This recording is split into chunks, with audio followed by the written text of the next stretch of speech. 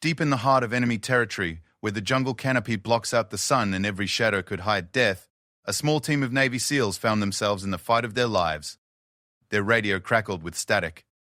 No backup was coming. Their ammunition was running low. The enemy was closing in from all sides. But sometimes, when all hope seems lost, a single person can change the course of history.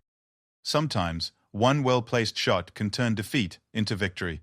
Sometimes a lone warrior becomes a legend.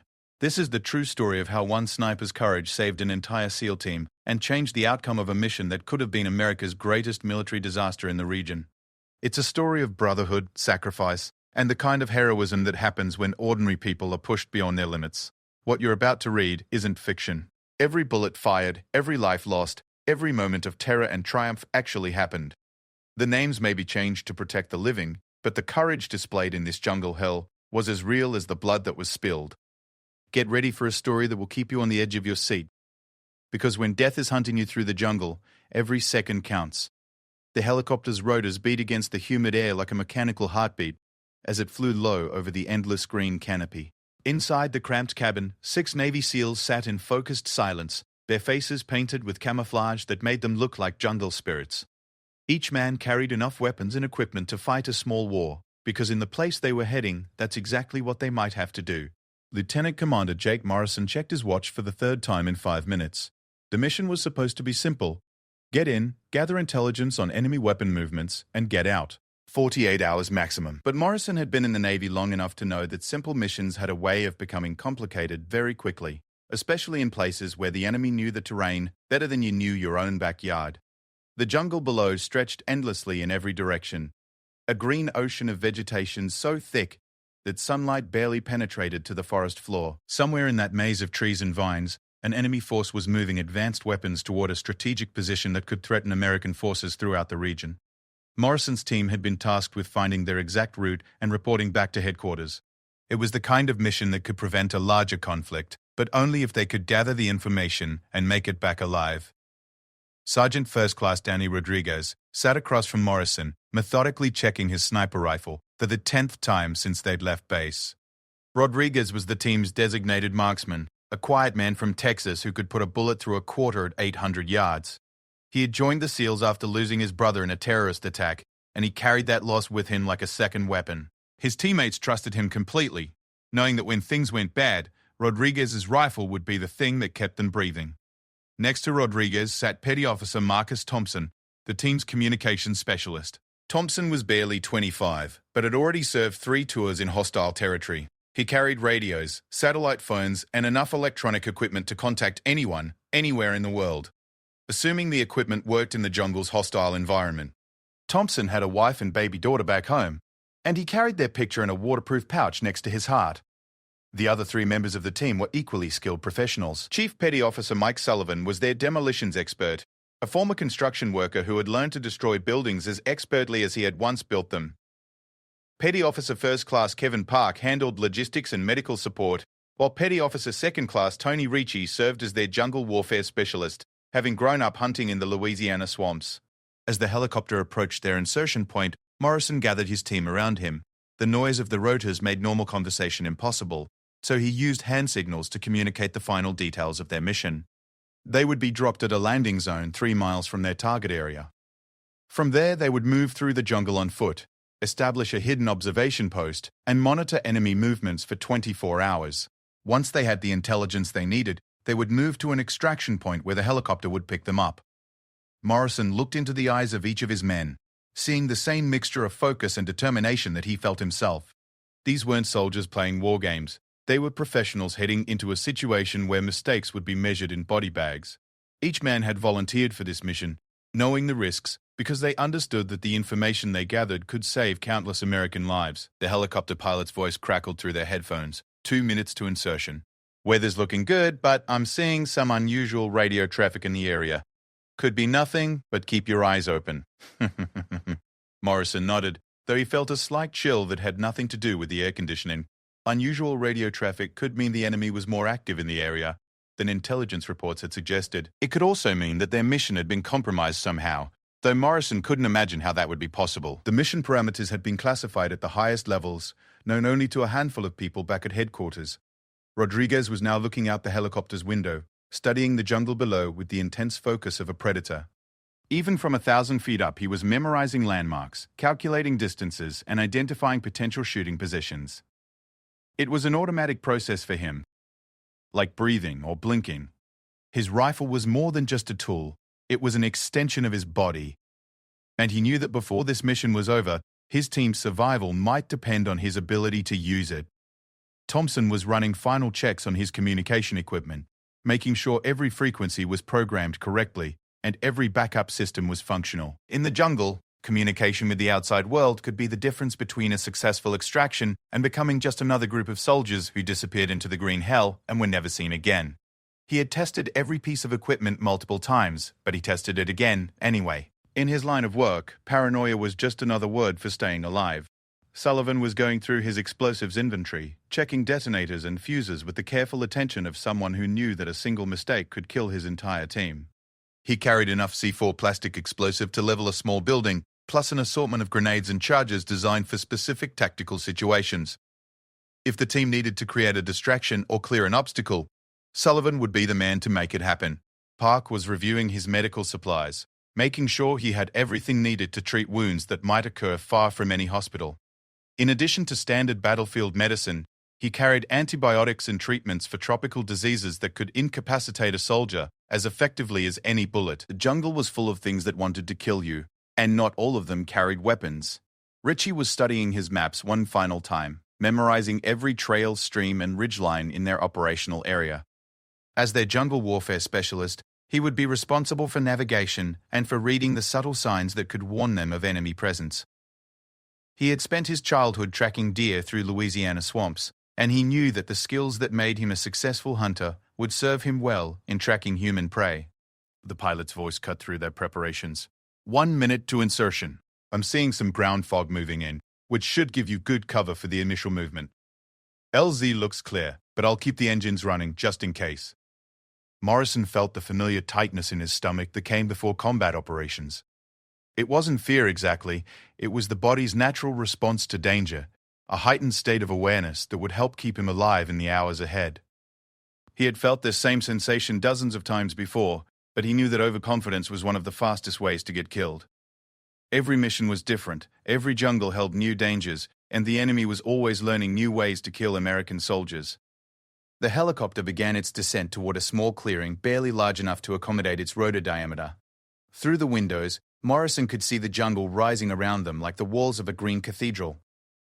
The trees were so tall and the vegetation so thick that once they were on the ground, they would be completely hidden from aerial observation. That would protect them from enemy aircraft, but it would also mean that if something went wrong, help would have a difficult time finding them. Rodriguez chambered around in his rifle and set the safety, a ritual he had performed so many times it was completely automatic. He could field strip and reassemble his weapon blindfolded, and he had memorized the ballistic characteristics of every type of ammunition he carried. His rifle was a precision instrument, capable of delivering death at distances that most people couldn't even see clearly. But Rodriguez knew that accuracy meant nothing without the discipline to use it properly. Thompson made one final radio check with headquarters, confirming that all communication protocols were in place. He received acknowledgement that their mission was still active, and that extraction support would be available when needed. The voice on the radio was calm and professional, giving no hint of the dangers that the team was about to face.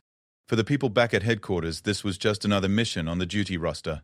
But for Thompson and his teammates, it was a trip into a place where death could come from any direction without warning.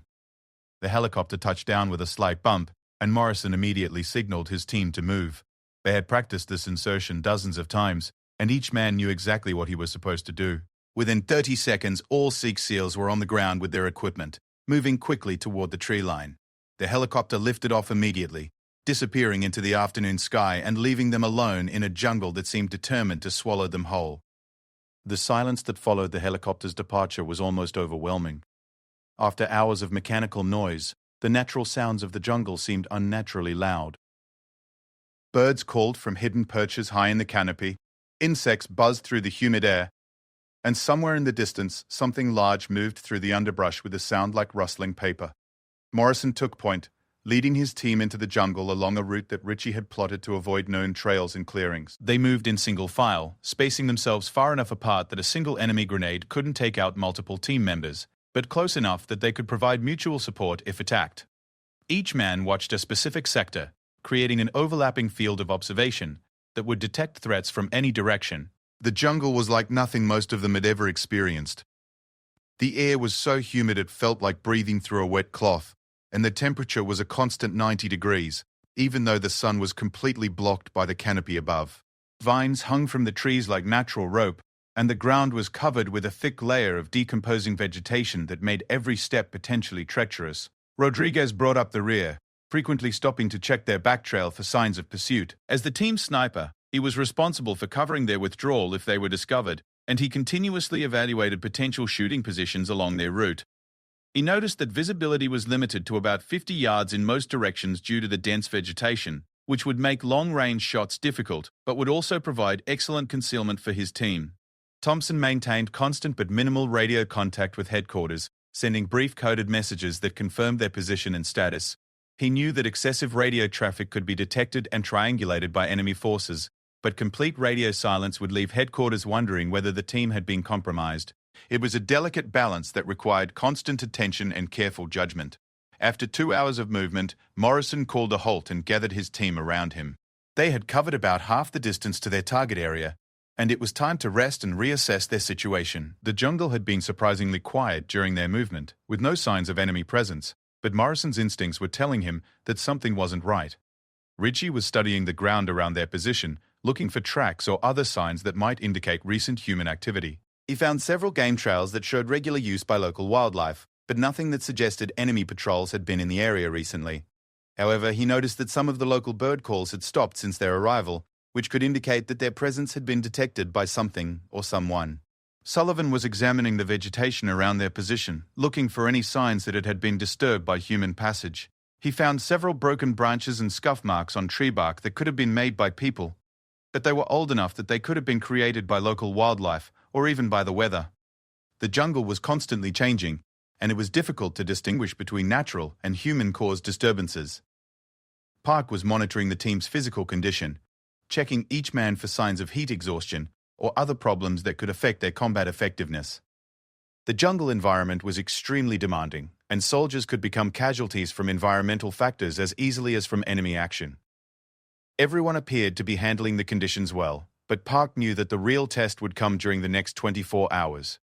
Morrison made the decision to continue moving toward their target area, but he also decided to modify their route slightly to avoid a ridgeline that would silhouette them against the sky. Intelligence reports had suggested that the enemy was not operating in their immediate area, but Morrison had learned never to completely trust intelligence reports, especially when his team's lives were at stake. As they prepared to resume movement, Thompson received an unexpected radio message from headquarters. The message was brief and coded, but its content made Morrison's blood run cold. Intelligence sources had reported increased enemy activity in their operational area, and there were indications that a large enemy force might be moving through the region. Headquarters was giving them the option to abort the mission and return to the extraction point immediately.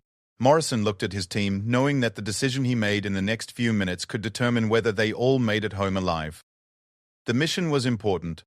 The intelligence they were supposed to gather could prevent a larger conflict that might cost hundreds of American lives. But if they continued and ran into a superior enemy force, his six-man team could be wiped out without accomplishing anything. Rodriguez caught Morrison's eye and gave him a slight nod. As the senior enlisted member of the team, Rodriguez's opinion carried significant weight, and his nod meant that he thought they should continue the mission despite the increased risk. Thompson, Sullivan, Park, and Ricky all signaled their agreement when Morrison looked at them. They were professionals who understood the importance of their mission, and they were willing to accept the additional risk. Morrison made his decision. They would continue to their target area and complete their mission, but they would maintain heightened alertness and be prepared to extract immediately if the situation became untenable. He radioed headquarters with their decision, receiving acknowledgement and a reminder that extraction support would be available on short notice if needed. As they resumed their movement through the jungle, none of them suspected that they were already being watched.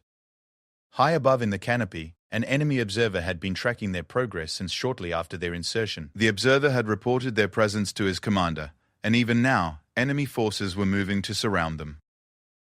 The mission that was supposed to last 48 hours was about to become a fight for survival that would test every skill they had learned and every bond of trust between them. In a jungle where death could come from any direction, their only hope would be their training, their weapons, and their determination to bring each other home alive. Morrison led them deeper into the green hell, unaware that with each step they were moving closer to a confrontation that would become legendary in the annals of special operations warfare. The jungle seemed peaceful, almost serene, but it was about to become a battlefield where heroes would be made and the true meaning of brotherhood would be tested by fire.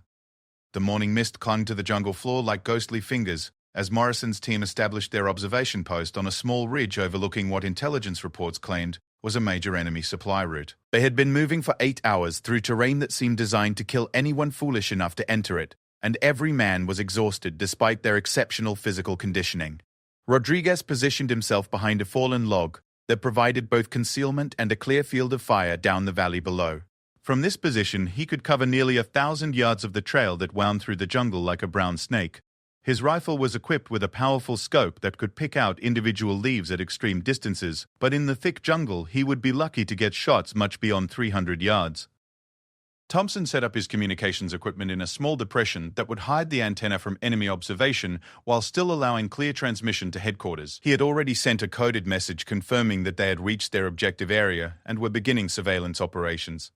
Headquarters had acknowledged the message and confirmed that satellite imagery showed no large enemy movements in their immediate vicinity.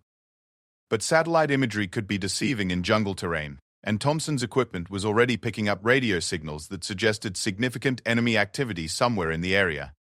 The signals were encrypted and impossible to decode in the field, but their frequency and intensity indicated that someone was coordinating complex operations nearby. Sullivan and Park were busy creating camouflaged fighting positions that would allow the team to defend their observation post if discovered. They used natural materials and minimal earth movement to create positions that would be virtually invisible to enemy observation while providing protection from small arms fire. Each position was designed to support the others, creating interlocking fields of fire that would make any assault extremely costly for the enemy. Ritchie was establishing security around the perimeter, setting up early warning devices and marking fields of fire for each team member. He had already identified 3 escape routes that the team could use if their position was compromised, and he had cached emergency supplies along each route in case they had to abandon their equipment during a hasty withdrawal. Morrison studied the trail below through his binoculars, noting every detail that might be tactically significant. The trail was well maintained and showed signs of regular use, but it was currently empty of human activity. Intelligence reports indicated that enemy convoys typically moved through this area during late afternoon hours, when the shadows would provide the best concealment from aerial observation. The jungle around them was alive with sounds that could mask the approach of enemy forces. Birds called constantly from the canopy above, insects hummed through the humid air, and small animals moved through the underbrush with sounds that could easily be mistaken for human movement. It would take all of their skill and experience to distinguish between natural jungle sounds and the subtle noises that would indicate enemy presence. Rodriguez was methodically studying the terrain below through his rifle scope, identifying potential target areas and calculating range estimates. He noted several places where the trail passed through natural choke points that would force enemy convoys to bunch up, making them ideal target areas for precision fire.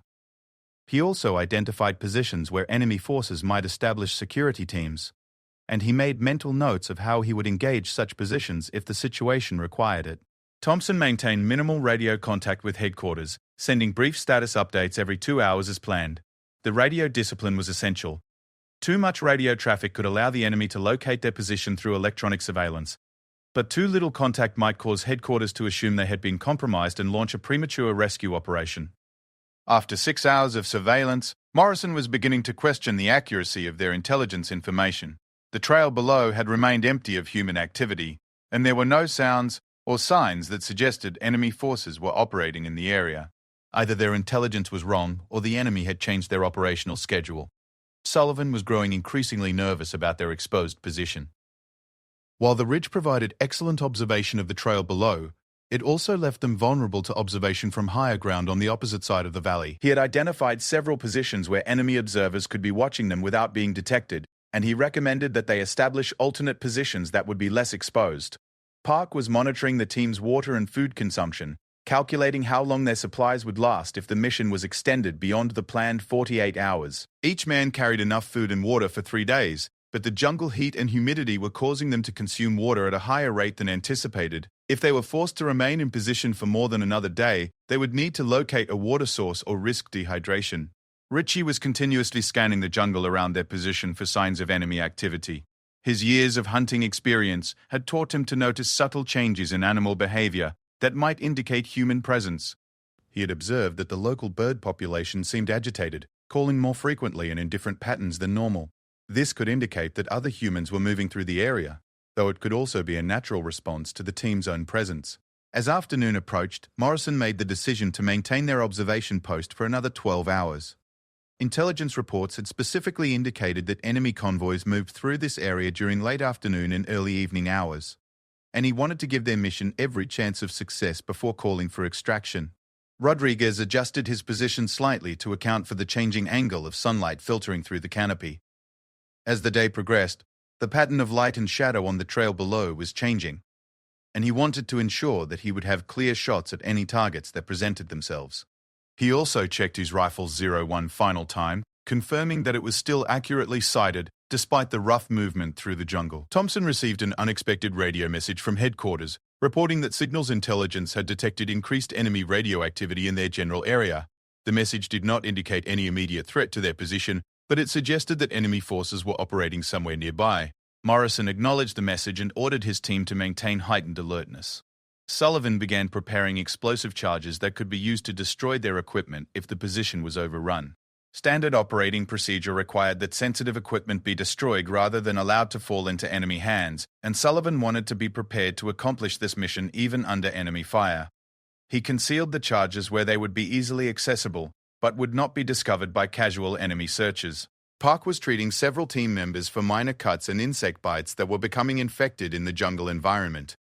The humid conditions and constant moisture made it difficult for wounds to heal properly, and even minor injuries could become serious problems if not treated promptly. He had also distributed anti-malarial medication to each team member, as intelligence reports indicated that malaria was common in their operational area. As the shadows began to lengthen, Morrison finally heard the sound he had been waiting for. From somewhere down the valley came the distant rumble of diesel engines struggling through difficult terrain. The sound was still far away, but it was definitely mechanical and definitely moving in their direction. Morrison signaled his team to prepare for action. Rodriguez adjusted his rifle position and began controlling his breathing, as he had been trained to do before engaging targets. The sound of approaching vehicles was still several minutes away, but he wanted to be completely ready when targets presented themselves. He estimated that the vehicles would come into view at approximately 600 yards range, which was well within his effective engagement distance. Thompson prepared to record detailed information about any enemy convoy that passed below them. This intelligence would be crucial for planning future operations against enemy supply lines, and headquarters had specifically requested detailed reports on vehicle types, cargo loads, and escort strengths. He had cameras and recording equipment ready to document everything they observed. Sullivan positioned himself where he could provide supporting fire for Rodriguez if the situation developed into a firefight. While Rodriguez was their precision marksman, Sullivan carried automatic weapons that could deliver high volumes of suppressing fire if they were discovered, and had to fight their way out of their position. The rumbling sound grew steadily louder, and Morrison could now distinguish the sounds of multiple vehicles moving in convoy formation. Intelligence estimates had suggested that enemy convoys typically consisted of 3 to 5 vehicles, but the sound approaching their position indicated a much larger force. Morrison began to suspect that they were about to observe something much more significant than a routine supply convoy. Richie was monitoring their escape routes, listening for any sounds that might indicate enemy forces were moving to surround their position. Standard enemy tactics involved using convoys as bait to lure American forces into ambush positions, and Richie wanted to ensure that their observation post was not becoming a trap. Rodriguez finally spotted movement through the jungle below as the lead elements of the enemy convoy came into view. What he saw through his rifle scope made him catch his breath in surprise. This was not the small supply convoy that intelligence reports had predicted. Moving along the trail below was a massive military formation that included dozens of vehicles and hundreds of enemy soldiers. Thompson immediately began photographing the convoy and recording detailed notes about vehicle types and unit markings. This was exactly the kind of intelligence that could change the entire strategic situation in the region, and he wanted to ensure that headquarters received complete and accurate information. The convoy included not just supply vehicles, but also armored fighting vehicles and mobile artillery pieces. Morrison realized that they had stumbled onto something far more significant than anyone had anticipated. The enemy force moving below them was large enough to threaten major American installations throughout the region, and the weapons they were transporting could shift the entire balance of power in the area. This intelligence had to reach headquarters immediately, regardless of the risk to his team. Sullivan counted vehicle after vehicle passing through their observation area, estimating that the convoy included more than 40 vehicles and probably close to 1,000 enemy soldiers. This was not a supply convoy. It was an entire enemy regiment moving to a new operational area, and their presence in this region had been completely unknown to American intelligence. Rodriguez had more targets in his rifle scope than he could engage in a lifetime, but he maintained fire discipline and did not engage any of them. His mission was intelligence gathering, not combat, and engaging targets would only reveal their position and get his team killed without significantly affecting such a large enemy force. As the convoy continued to pass below them, Morrison made one of the most difficult decisions of his military career.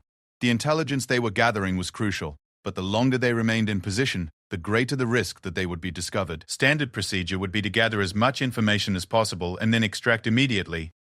But Morrison knew that this convoy was too important to lose track of. Thompson was trying to maintain radio contact with headquarters, but the enemy convoy was generating electronic interference that was making communication difficult. He could receive weak signals from headquarters, but his outgoing transmissions were not getting through clearly. He needed to report their observations immediately, but the technical problems were preventing effective communication. Park was growing increasingly concerned about their tactical situation. They were observing an enemy force that outnumbered them by more than 100 to 1, and they had no way to call for immediate support if they were discovered. Their only advantages were concealment and the element of surprise, both of which would be lost the moment they were forced to reveal their position. Ricci spotted movement in the jungle on the opposite side of the valley that indicated enemy security teams were establishing observation posts to protect the convoy's flanks. This was standard military procedure, but it meant that the chances of their position being discovered were increasing with every passing minute. Enemy observers with binoculars would eventually spot something that would give away their location. Rodriguez continued to observe and mentally catalog everything he saw through his rifle scope. The enemy vehicles were carrying sophisticated weapons that American intelligence had not known were available to enemy forces in this region. Some of the weapons appeared to be advanced surface-to-air missiles that could threaten American aircraft throughout the area. Sullivan was calculating how much damage his explosive charges could do to the convoy if the team decided to attack, but the numbers were not encouraging. Even if they could destroy several vehicles, the enemy force was so large that the survivors would easily overwhelm their position. Their best chance was to remain hidden and get this intelligence back to headquarters. As the afternoon light began to fade, Morrison realized that the enemy convoy was not going to finish passing through their observation area before dark. The convoy was moving slowly through the difficult jungle terrain, and there were still dozens of vehicles that had not yet come into view. Morrison faced another difficult decision. Should they remain in position overnight to observe the complete convoy, or should they extract immediately with the intelligence they had already gathered? Thompson finally managed to establish clear radio contact with headquarters and transmitted a brief coded message reporting that they were observing a major enemy force movement. Headquarters acknowledged the transmission and requested detailed information, but Thompson had to explain that complete intelligence reports would have to wait until they could extract from their current position. The response from headquarters was immediate and urgent. Based on the preliminary report, senior commanders were already planning airstrikes and other operations to intercept the enemy convoy. However, these operations would require detailed intelligence about convoy composition, route, and destination, information that Morrison's team was uniquely positioned to provide. Morrison made his decision. They would remain in position overnight to gather complete intelligence on the enemy convoy, regardless of the personal risk. The information they could provide would save American lives and might prevent enemy forces from achieving whatever strategic objective they were trying to accomplish. It was exactly the kind of mission that SEALs were trained to execute, even when the odds were heavily against them. As darkness began to fall over the jungle, Morrison's team prepared for what might be the longest night of their lives. They were alone in enemy territory, surrounded by a force that could annihilate them without even slowing down. But they had a mission to complete. The intelligence they gathered in the next 12 hours could change the course of the entire conflict, but only if they could survive long enough to report it. Rodriguez settled into his position for a long night of observation, knowing that his rifle might be the only thing standing between his team and certain death. The jungle around them was full of enemies, but it was also full of shadows that could hide a skilled sniper. If the situation went bad, He would have to use every skill he had learned to keep his teammates alive long enough to complete their mission. Thompson continued to monitor enemy radio communications, hoping to gather additional intelligence about the convoy's destination and purpose. The radio traffic was heavy and mostly encrypted, but he could determine general activity levels and movement patterns that might be useful to headquarters. He also maintained periodic contact with headquarters, providing updates on their situation as circumstances permitted.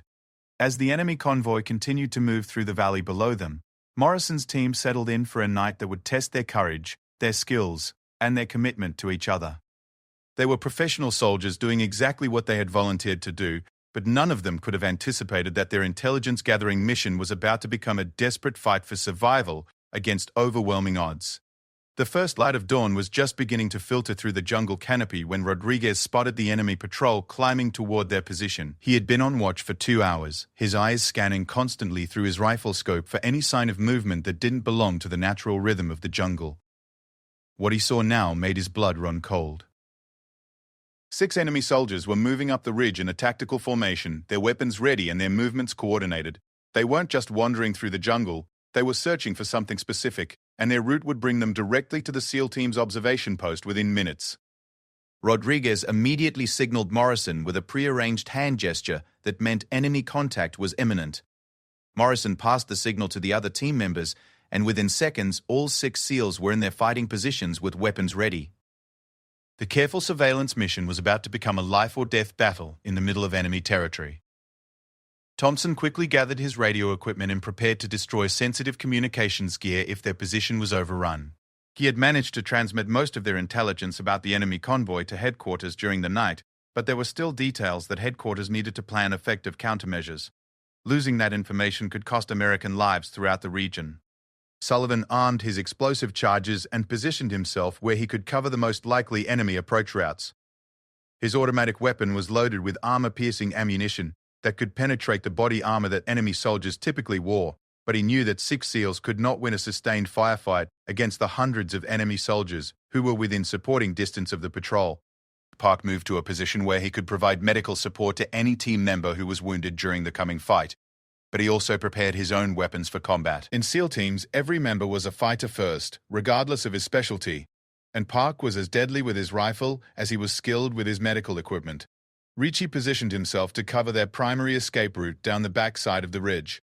If the team had to withdraw under fire, Ritchie would be responsible for ensuring that the route remained open and that wounded team members could be evacuated safely.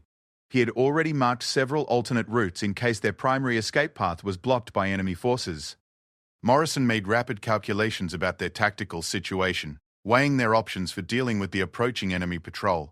They could attempt to remain hidden and hope the patrol passed by without discovering their position, but if they were discovered, the element of surprise would be lost. Alternatively, they could initiate contact and try to eliminate the patrol before it could report their position, but gunfire would certainly alert other enemy forces in the area.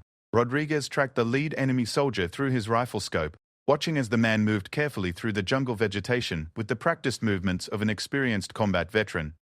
The enemy soldier was carrying an assault rifle and wore equipment that suggested he was part of an elite unit rather than regular infantry.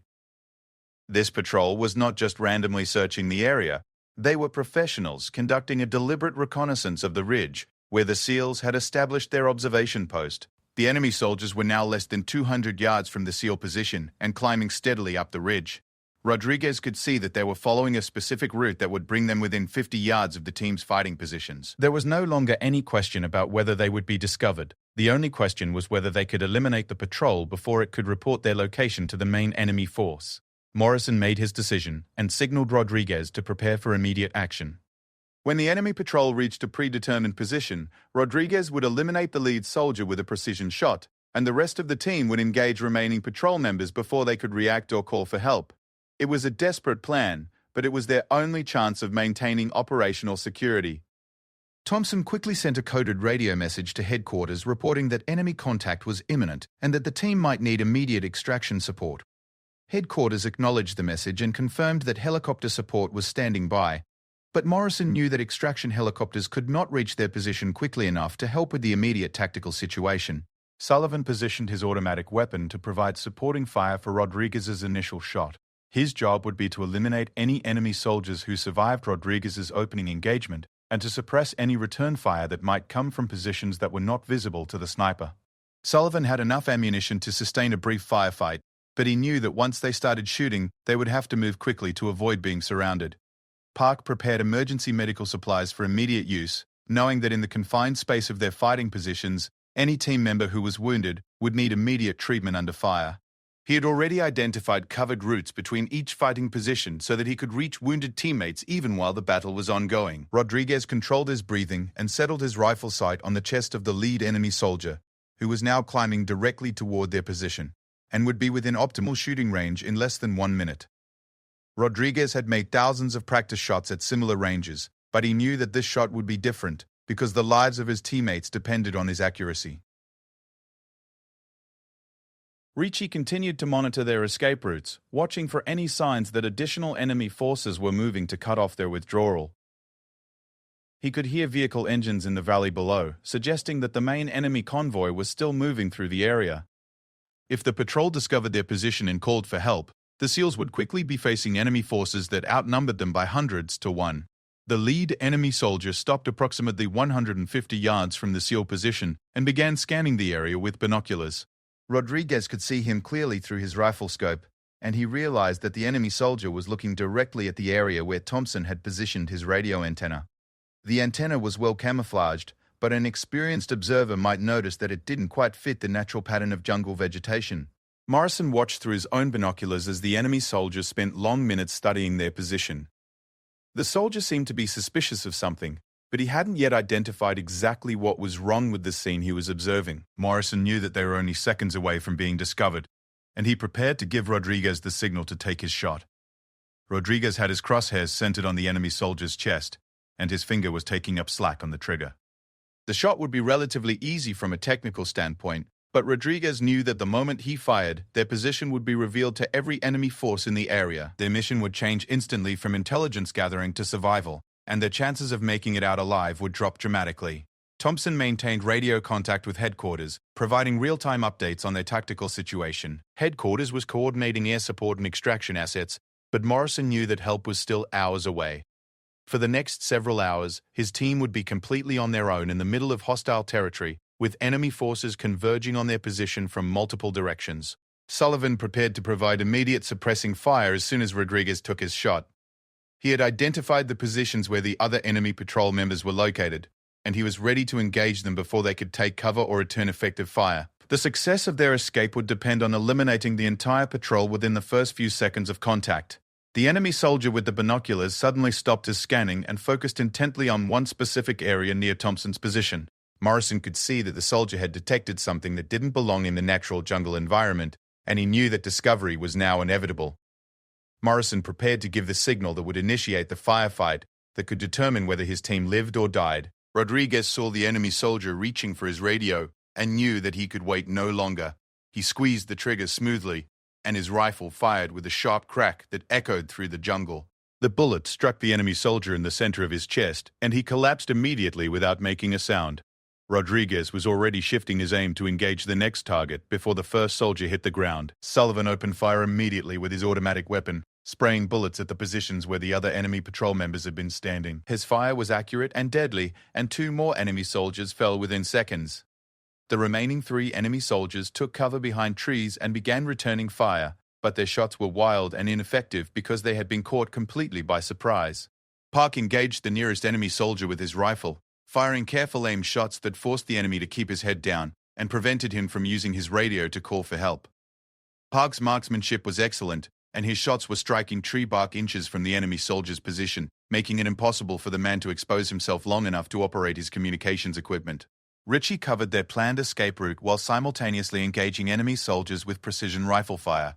His shots were intended to keep the enemy pinned down rather than necessarily to kill them, but his accuracy was forcing the surviving enemy soldiers to remain in defensive positions where they could not coordinate their response or call for reinforcement. Morrison coordinated the team's fire while simultaneously preparing for immediate withdrawal from their position.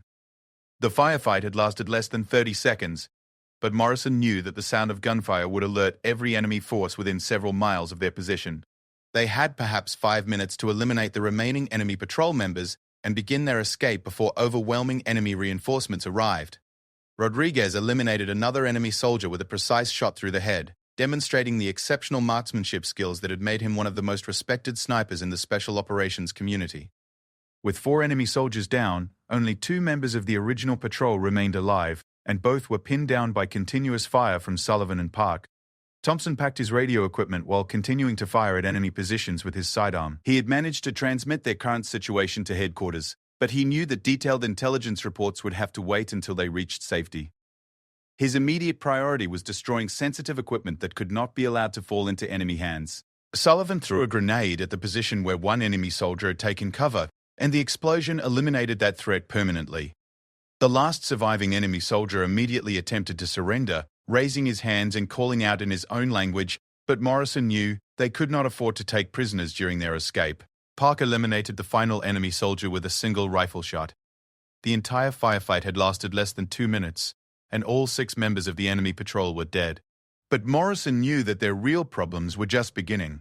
The sound of gunfire had certainly been heard by enemy forces throughout the area, and radio communications would soon bring overwhelming enemy reinforcements to their position. Rodriguez quickly policed the battlefield, gathering enemy weapons and documents that might provide useful intelligence. The enemy soldiers had been carrying sophisticated communications equipment and detailed maps that could provide valuable information about enemy operations throughout the region. However, Rodriguez knew that intelligence gathering would have to take second priority to immediate survival.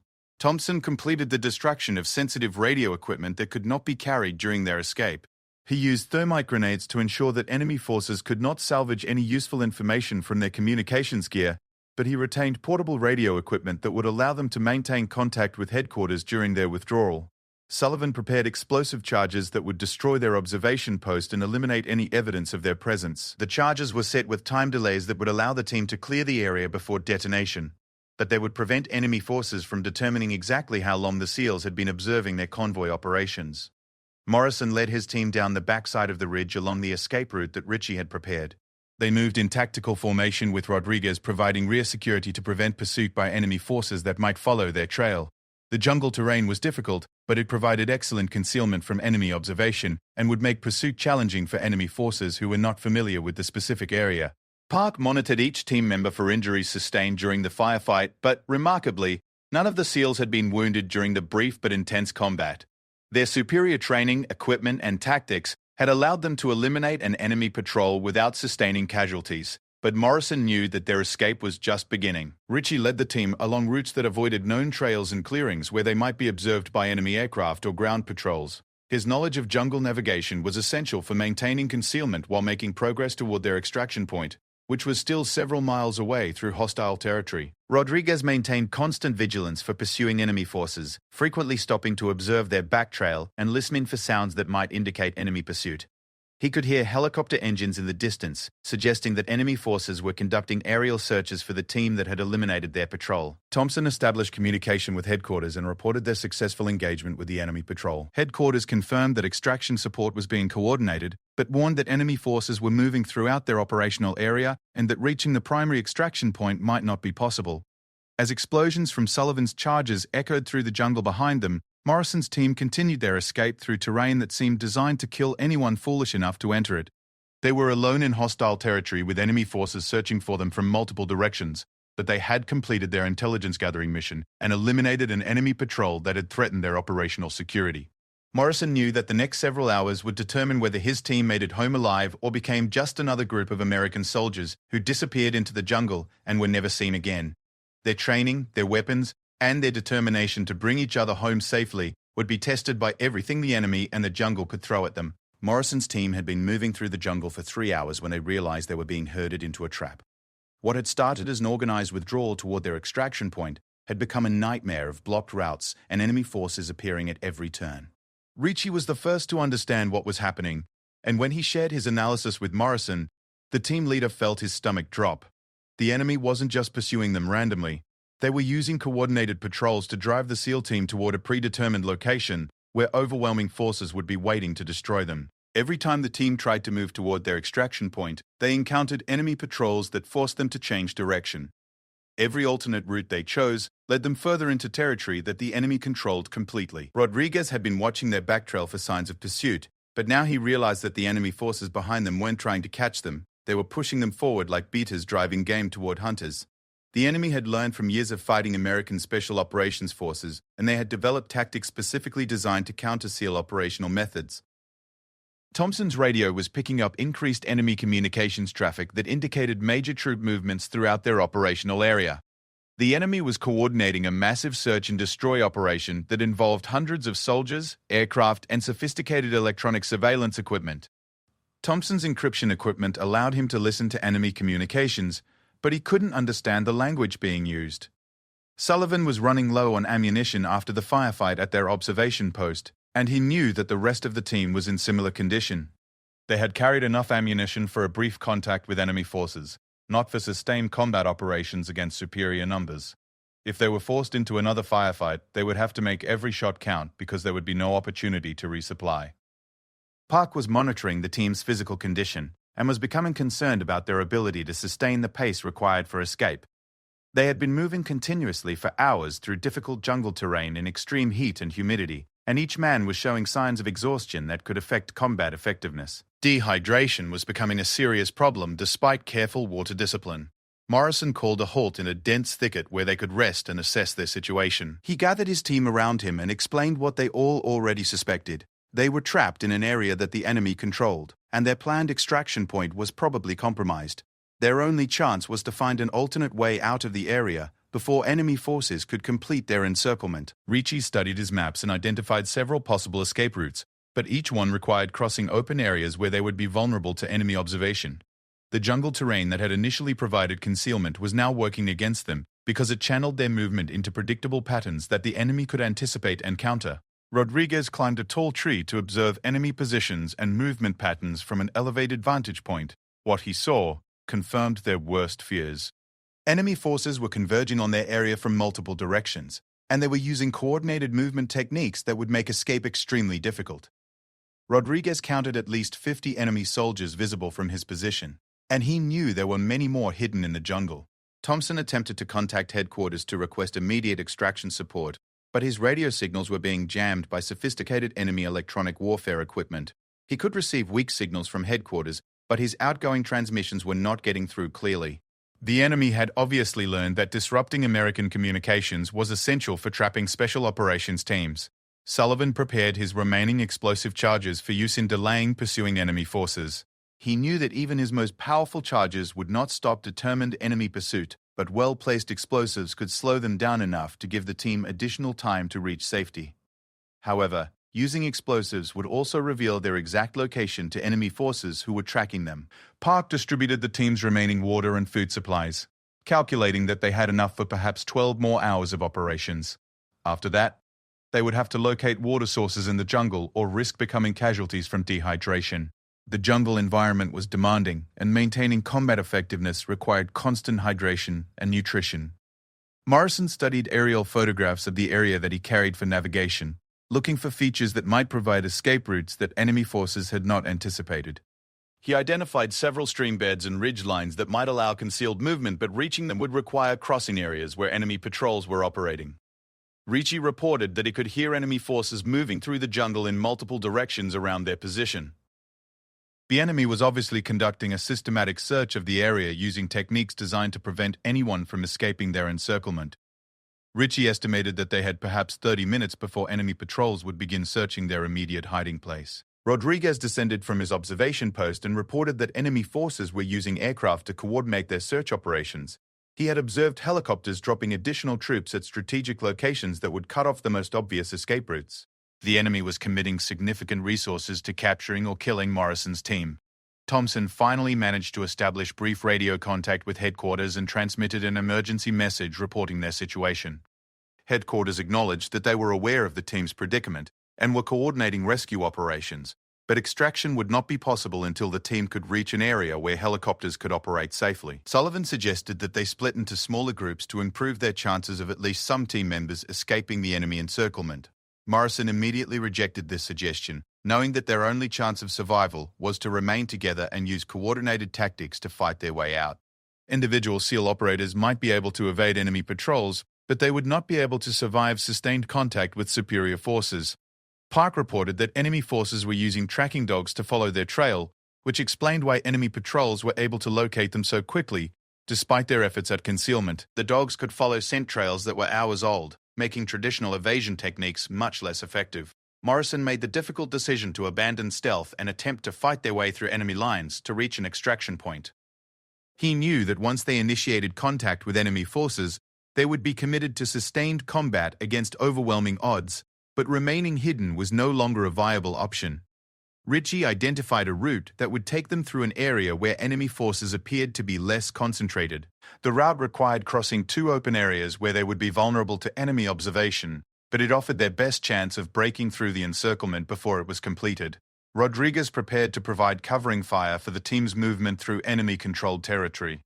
His precision rifle would be essential for eliminating enemy sentries and observers who might detect their movement, but he knew that each shot he fired would reveal their position to nearby enemy forces. Thompson destroyed additional radio equipment that could not be carried during high-speed movement through hostile territory. He retained only essential communication gear that would allow them to coordinate with extraction forces if they managed to reach a safe area. Sullivan distributed his remaining explosive charges among team members so that each man could create diversions or obstacles that might delay enemy pursuit. The charges were small but powerful, and properly placed they could create significant problems for enemy forces attempting to follow their escape route.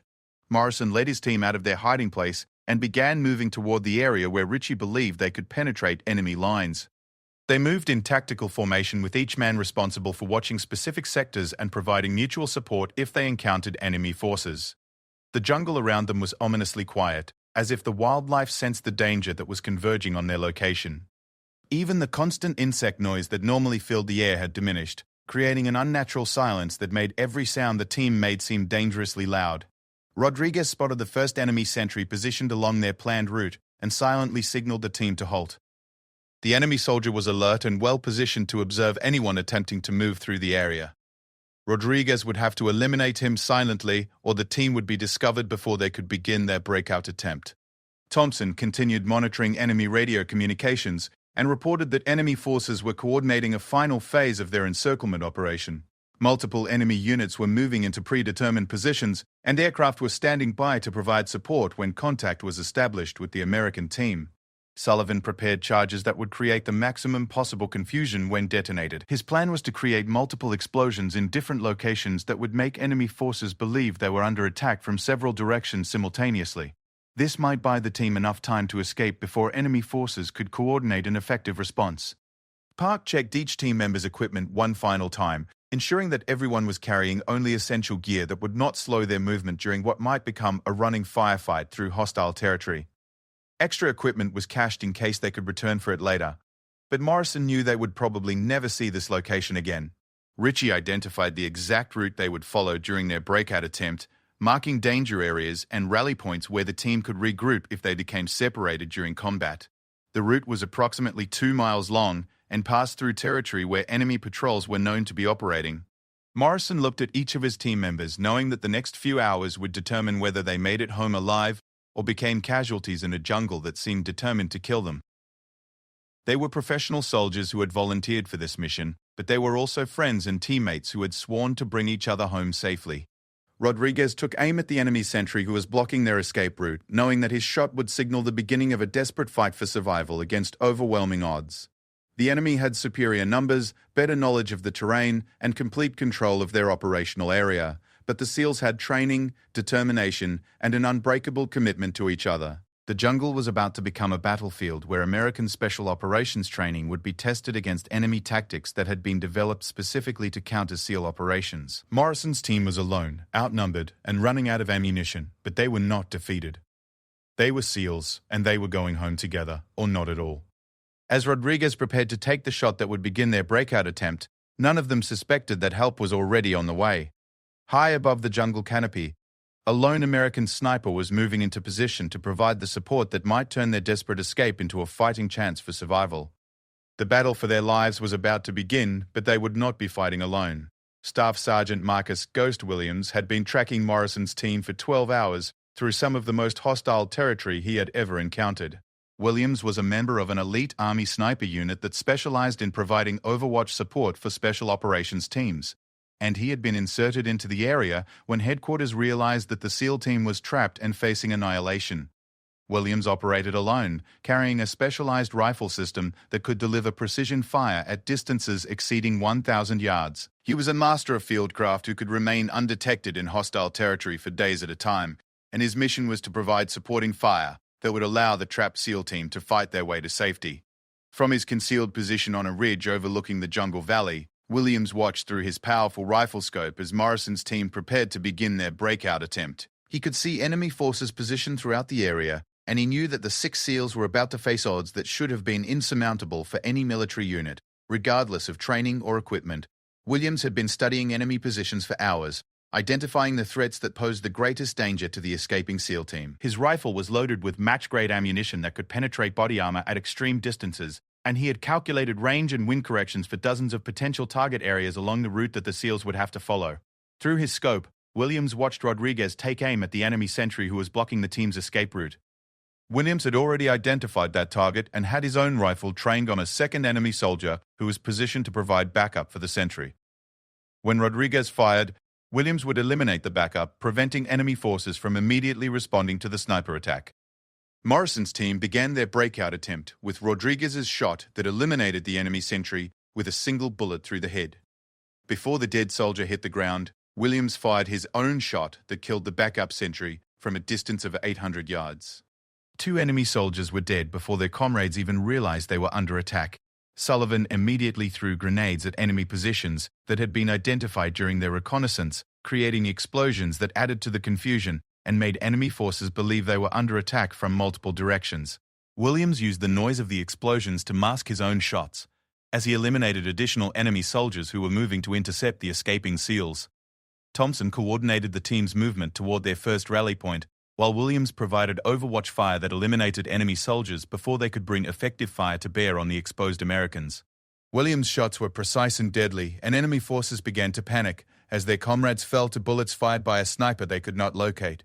Park treated a minor wound that Morrison had sustained from enemy shrapnel, but the team leader was still able to maintain full combat effectiveness. Williams watched through his scope as the SEAL medic worked efficiently under fire, demonstrating the kind of professionalism that made American Special Operations Forces legendary throughout the world.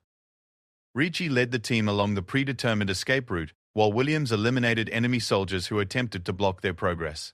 The Army sniper was using his rifle like a precision instrument, picking off individual threats that could have stopped the SEAL team's advance. Each shot was calculated to create maximum tactical advantage for the escaping Americans. Rodriguez provided rear security for the team while Williams covered their flanks from long range. The 2 snipers worked together despite being separated by hundreds of yards, coordinating their fire to create overlapping fields of coverage that prevented enemy forces from organizing an effective pursuit. Williams observed enemy reinforcements arriving by helicopter and immediately engaged the aircraft with armor-piercing ammunition designed to penetrate helicopter engines and rotor systems. His shots forced the helicopter to crash land, eliminating the enemy's ability to deploy additional troops in blocking positions along the SEAL team's escape route. Morrison led his team through the first open area along their escape route, while Williams provided covering fire that eliminated enemy soldiers who attempted to engage them from concealed positions. Williams' rifle spoke repeatedly, and enemy soldiers fell with mechanical precision that demonstrated years of training and combat experience. Sullivan used his remaining explosive charges to destroy a bridge that enemy forces were using to move reinforcements into the area. The explosion created a significant obstacle that would delay enemy pursuit and give the SEAL team additional time to reach their extraction point. Thompson established brief radio contact with headquarters and reported that they were receiving fire support from an unknown friendly sniper. Headquarters confirmed that supporting elements were operating in the area but could not provide details due to operational security requirements. Park monitored the team's ammunition expenditure and reported that they had enough rounds remaining for approximately 10 more minutes of sustained combat. Williams heard this report through intercepted radio communications and knew that he would have to eliminate enemy resistance before the SEAL team ran out of ammunition. Ricci identified enemy positions that were blocking access to their second rally point and marked them for engagement by Williams. The Army sniper adjusted his position to get clear shots at the enemy forces and began systematically eliminating them with precise rifle fire that left no survivors. Rodriguez spotted enemy snipers who were attempting to engage Williams from long range and immediately shifted his fire to counter them. The duel between opposing snipers lasted only minutes, but Rodriguez's superior training and equipment allowed him to eliminate 3 enemy marksmen before they could locate Williams' position. Williams observed enemy forces attempting to surround the SEAL team's current position and took action to prevent the encirclement from being completed. His rifle fire eliminated key enemy personnel and forced the remaining soldiers to take defensive positions that could not effectively support their encirclement operation. Morrison made the difficult decision to abandon their original extraction point when enemy forces began concentrating in that area. Williams monitored the change in plans through radio intercepts and adjusted his own position to provide overwatch for the new route that the SEAL team would have to follow. Sullivan provided suppressing fire while the team crossed the second open area along their escape route. Williams complemented Sullivan's automatic weapons fire with precision shots that eliminated specific enemy threats, creating a corridor of fire that allowed the SEALs to cross dangerous terrain without sustaining casualties. Thompson coordinated with headquarters to establish an alternate extraction point that would be accessible despite enemy forces operating throughout the area. Williams listened to these communications and began moving toward a position where he could provide overwatch for the new extraction operation. Park continued monitoring team medical status and reported that all team members remained combat effective despite hours of sustained operations under extreme conditions. Williams knew that this level of performance was only possible with the exceptional training and conditioning that characterized American Special Operations Forces. Ritchie guided the team through the most dangerous portion of their escape route, a narrow valley where enemy forces could easily establish blocking positions. Williams positioned himself where he could observe the entire valley and eliminate any enemy soldiers who attempted to ambush the SEAL team during their passage. Rodriguez continued to provide rear security while Williams covered the team's movement from long range. The coordination between the 2 snipers was becoming increasingly smooth as they learned to anticipate each other's actions and create mutually supporting fields of fire. Williams eliminated an entire enemy squad that had moved into position to ambush the SEAL team at a crucial choke point along their escape route. His rapid precision fire killed 6 enemy soldiers in less than 30 seconds, clearing the way for Morrison's team to continue their movement toward safety. Morrison recognized that his team was receiving professional fire support from a highly skilled sniper, and he adjusted his tactics to take advantage of the covering fire. The SEAL team began moving more aggressively, knowing that Williams would eliminate threats that they could not see or engage effectively with their own weapons. Sullivan threw his last grenades at enemy positions that were attempting to block the team's access to their final rally point. Williams coordinated with Sullivan's grenade attack by engaging survivors with precision rifle fire, ensuring that no enemy soldiers remained alive to threaten the escaping Americans. Thompson established reliable radio contact with extraction forces and confirmed that helicopters were en route to the alternate pickup zone. Williams monitored these communications and knew that his mission was entering its final phase, but also its most dangerous period. Park redistributed the team's remaining ammunition to ensure that each man had enough rounds to fight his way to the extraction point. Williams realized that the SEAL team was nearly out of ammunition and knew that he would have to eliminate all remaining enemy resistance before extraction helicopters arrived. Ritchie identified the final approach route to the extraction point and marked enemy positions that would have to be eliminated before helicopters could land safely. Williams studied these positions through his rifle scope and began engaging them systematically, clearing the landing zone 1 enemy soldier at a time. Rodriguez spotted enemy forces moving to set up anti-aircraft weapons that could threaten the incoming extraction helicopters. He immediately reported these positions to Williams, who engaged them with armor-piercing ammunition that destroyed the weapons and killed their crews. Williams heard the sound of approaching helicopters and knew that his mission was almost complete. He had provided overwatch for Morrison's team throughout their escape, eliminating dozens of enemy soldiers and enabling 6 American warriors to survive against overwhelming odds. Morrison led his team into the extraction landing zone just as the helicopters began their final approach. Williams provided final protective fire that eliminated the last enemy threats and ensured that the extraction could be completed safely. As the SEAL team climbed aboard the extraction helicopters, Williams remained in position to provide covering fire until the aircraft was safely away from the landing zone. Only then did he begin his own extraction, knowing that his mission had been successful and that 6 American heroes were going home alive. Rodriguez caught a glimpse of muzzle flash from Williams' position as the helicopter lifted off, and understood that an unknown American sniper had been protecting them throughout their escape. He would never meet Williams or learn his name, but he would never forget that someone had been watching over them when they needed help the most. Thompson transmitted a final message to headquarters, reporting that the team had been successfully extracted and that all members were alive and combat effective. The intelligence they had gathered about enemy convoy operations would save American lives throughout the region. Williams watched the extraction helicopters disappear into the distance, carrying 6 professional soldiers who had accomplished their mission against impossible odds.